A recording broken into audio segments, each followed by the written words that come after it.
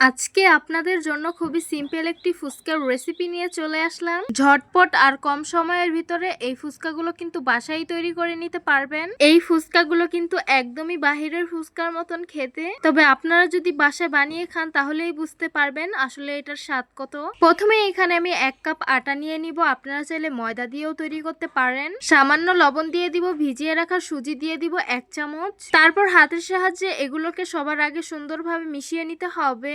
আটার সাথে সুজিটাকে সুন্দরভাবে মিশিয়ে নিয়েছি। এখন অল্প অল্প করে নরমাল টেম্পারেচারে পানি দিয়ে দিব। তারপর সুন্দর করে একটা ডো বানিয়ে নিতে হবে। তো দেখতেই পাচ্ছেন আমি সুন্দর করে একটি ডো বানিয়ে নিয়েছি। এখন দুটি লেচি কেটে নিব।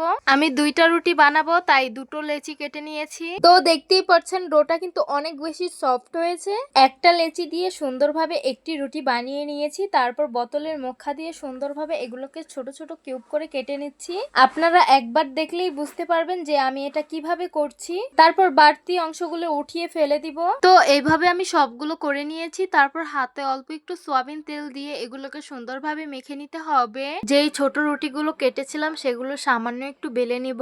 রুটিগুলোতে তেল মাখিয়ে আপনারা কিছুক্ষণ রেস্টে রেখে দিবেন, তাহলে এগুলো কিন্তু সুন্দর পারফেক্ট ভাবে ফুলবে। এইভাবে আমি সবগুলো সুন্দরভাবে বেলে নিয়েছি। তারপর চুলায় একটা পাত্র বসিয়ে দিলাম, পরিমাণ মতন তেল দিয়ে দিব। তেলগুলো সামান্য গরম হয়ে আসলে বেলে রাখা ফুচকার রুটিগুলো দিয়ে দিব। তারপর অল্প জালে এগুলোকে সুন্দরভাবে পারফেক্ট ভাবে কুক করে নিতে হবে। আপনারা সময় করে এগুলোকে রেস্টে রেখে দিবেন যাতে ভাজার সময় এটা পারফেক্ট ভাবে ফুলে উঠে। তো দেখতেই পাচ্ছেন ফুচকাগুলো কিন্তু সুন্দরভাবে ফুলে উঠেছে আর পারফেক্ট কালার চলে এসেছে।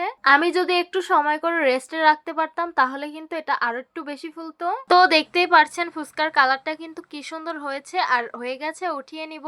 এই তো গরম গরম পরিবেশন করে নিলাম ফুচকা। দেখতেই তো পারছেন কি পারফেক্ট আর কি সহজ ভাবে আমি এটা বানিয়েছি বাসায়। তো আপনারাও চাইলে কিন্তু এভাবে ফুচকাটা বাসায় তৈরি করে নিতে পারেন। আমি একটা ফুচকা আপনাদের ভেঙে দেখাচ্ছি কি পরিমাণ মচমচে হয়েছে।